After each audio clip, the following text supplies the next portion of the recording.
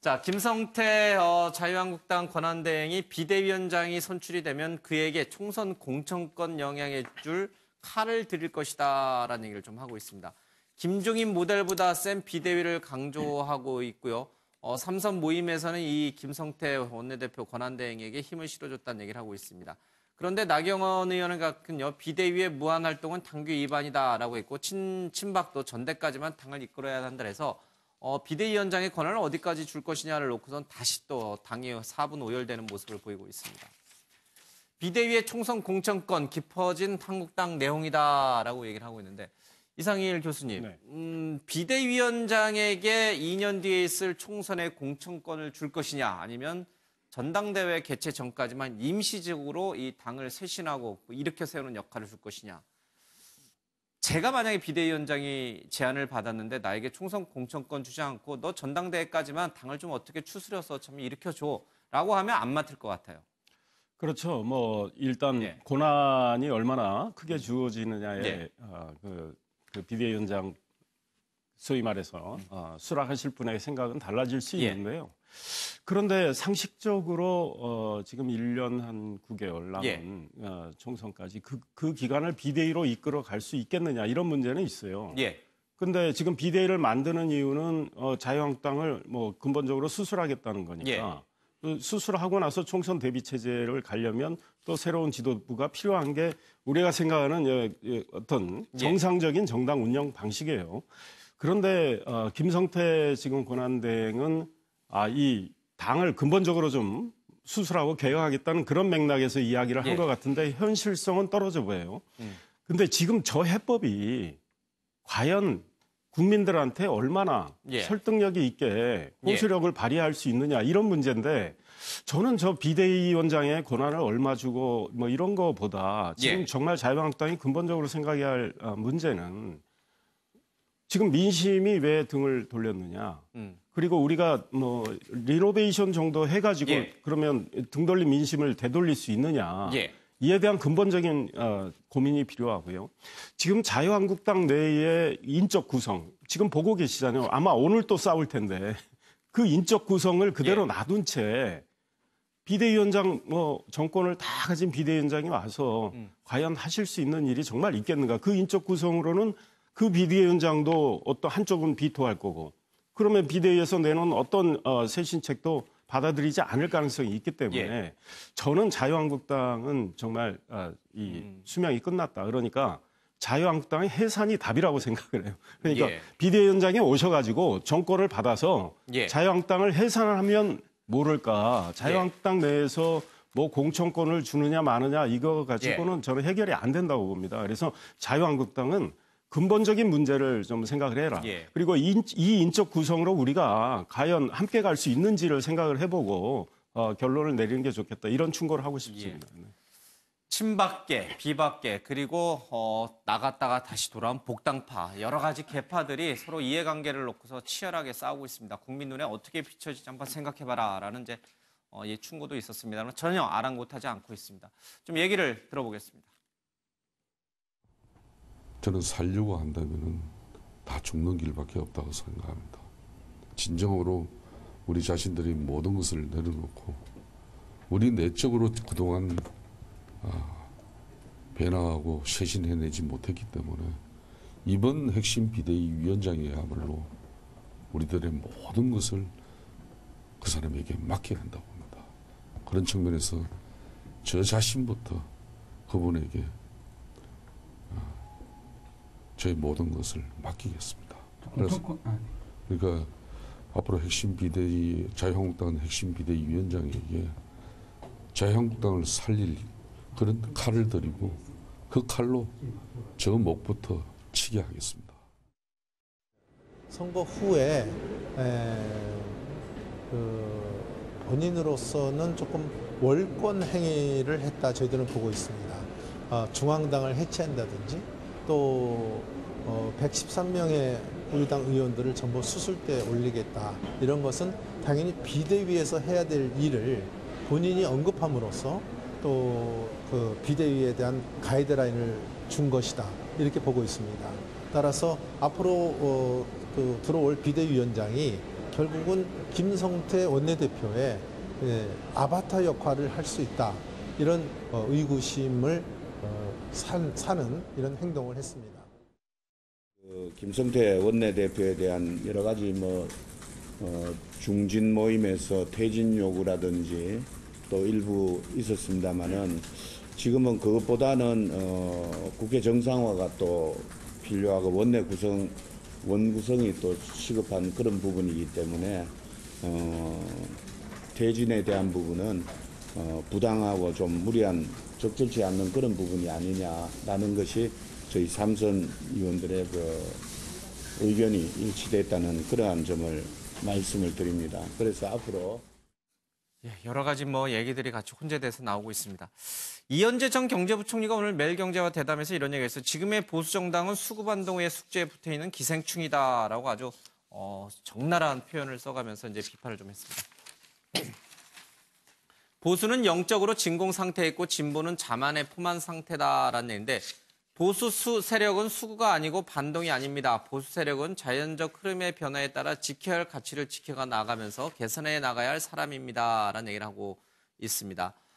진보 진영은 2010년 보수 정당이 겪었던 것과 비슷한 경험을 할 것입니다. 내부 경쟁만 이기면 된다는 안이한 생각이 진보 정당을 약하게 만들 것입니다. 일종의 자만감 포만 상태입니다라는 얘기를 좀 하고 있습니다.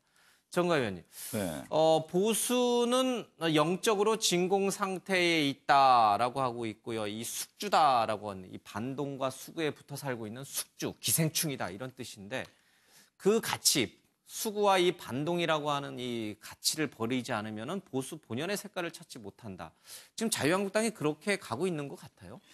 지금 이제 이현재 전 부총리가 상당히 날카롭게 지적한 부분이 있습니다. 그런데 지금도 유효한 게 앞서도 얘기를 나눠봅니다만은 지금 일련의 그 자유한국당 내에 벌어지는 문제들은 답은 다 알고 있습니다. 얼마 전에 제가 의원회에 가서 오랜만에 몇몇 의원들을 만났더니 해법은 다 알아요. 다만 그 아까 김성태 대표 얘기하는 모든 걸 내려놔야 된다. 근데 본인은 안 내려놓는단 말이죠. 정작. 주변에. 그리고 지금의 모든 논란의 문제도 결국에는 당대표 문제거든요. 공천권. 2년 뒤에서 공천권을, 그러니까 자기가 공천을 받아야 되는 중심의 위주의 사고이기 때문에 안 되는 것이죠.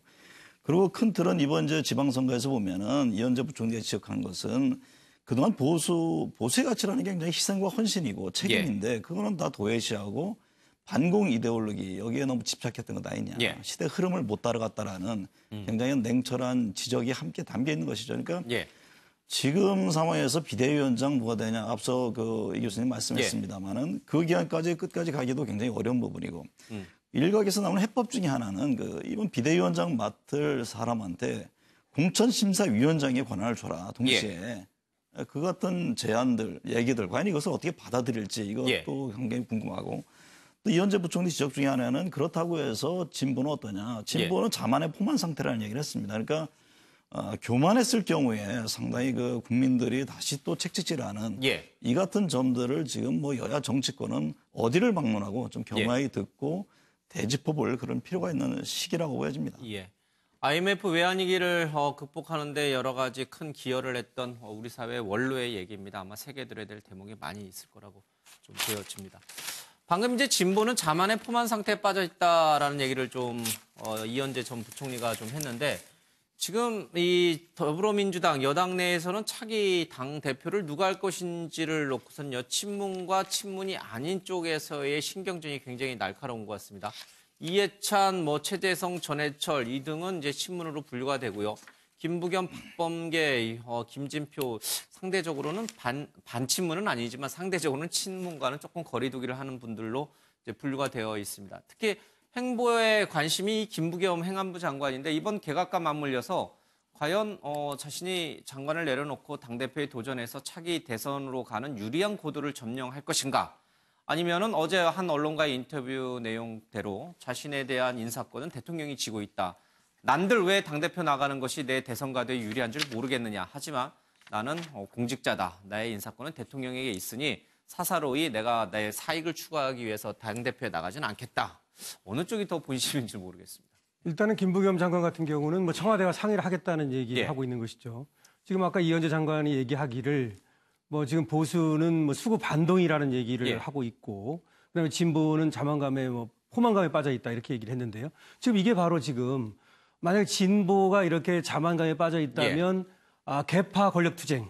예. 이게 이제 만약에 들어간다면 말이죠. 지금 이제 뭐 친문이니 비문이니 뭐 뼈문이니 이런 말이 나오지 않습니까?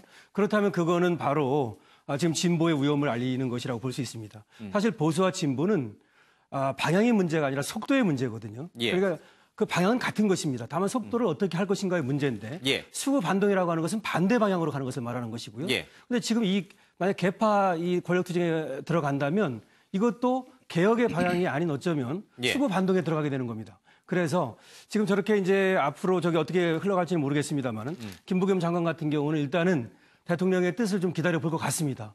그래서 대통령이 이제 그 어떤 그 허락이 있다면 어떻게 당대표에 나설 것이고 이렇게 어떻게 보면 개파 투쟁하는 그런 모습 그것은 보이지 않으려고 할 것인데요. 앞으로 어쨌든 간에 저 지금 어떻게 지금 저 사람들 간에 투쟁이 일어나는지 아니면 화합과 조화가 일어나는지를 보면 앞으로 이제 그 과연 이 진보로서 제대로 된 진보의 어떤 그 방향을 잡고 갈 것인지 이걸 확인해 볼 수 있을 것 같습니다. 대통령에게 자신의 거취를 일임하겠다. 그럼 대통령은 어떤 결정을 해야 돼요? 지금 이 당대표 나오겠다는 이해찬, 최재성, 전해철 모두 이 대통령과 친한 친문분들인데 강력한 경쟁자인 김부겸 장관을 내각에 붙잡아 두는 것이 맞는 것인지 아니면 나가십시오. 나가셔서 당당하게 한번 당대표에 도전해 보시고 차기 대선 준비를 하십시오라고 놔주는 게 대통령의 선택인지.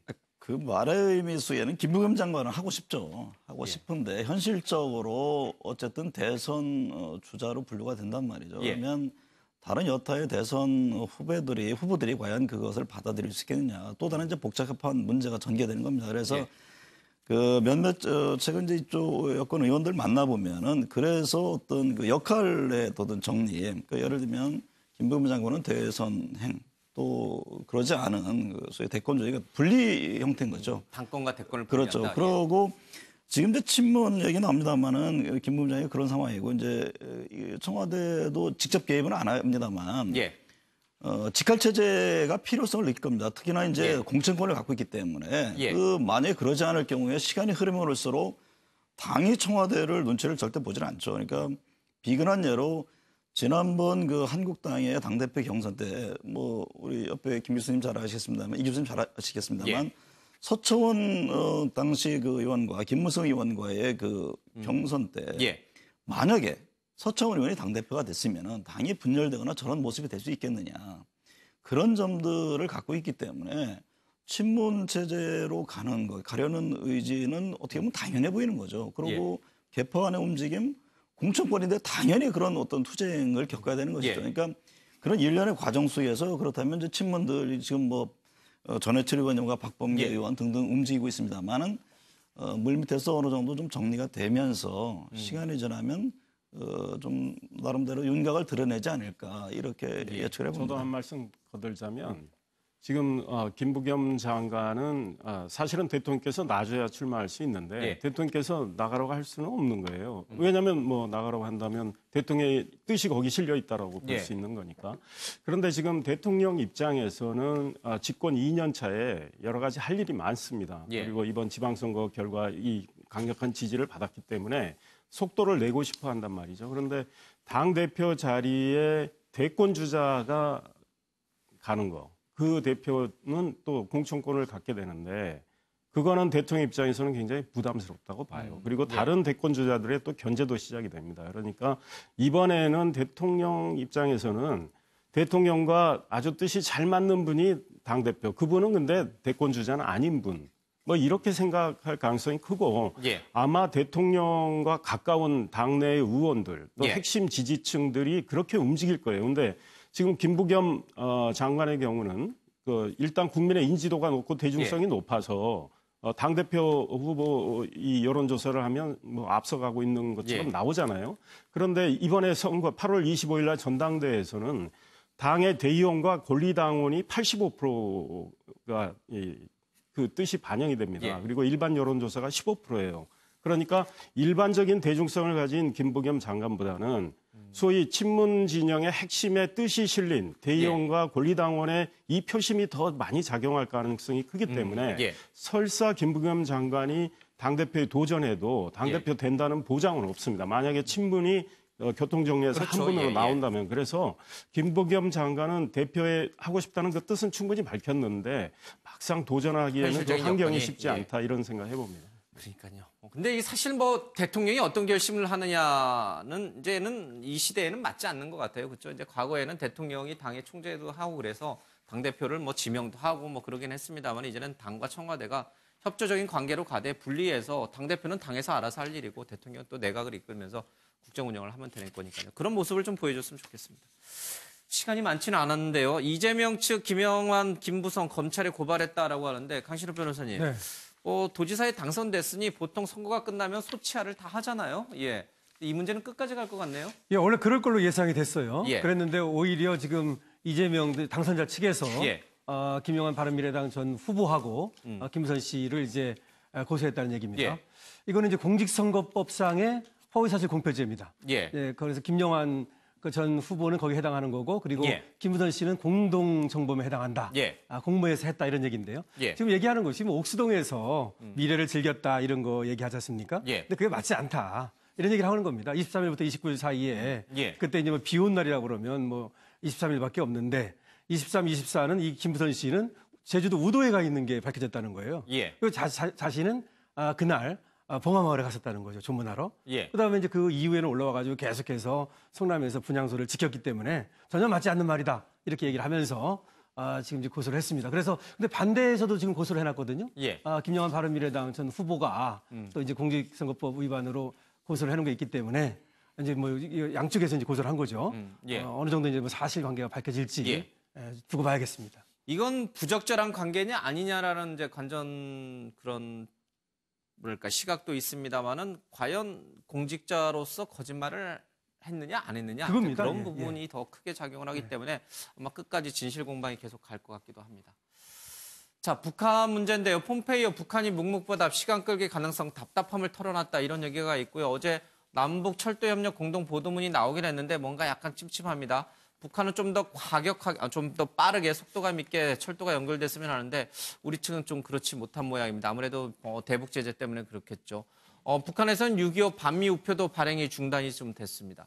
김창윤 교수님, 언론 보도를 이렇게 보고 있으면 최근에 남북 관계가 잘 풀려가고 있는 건가?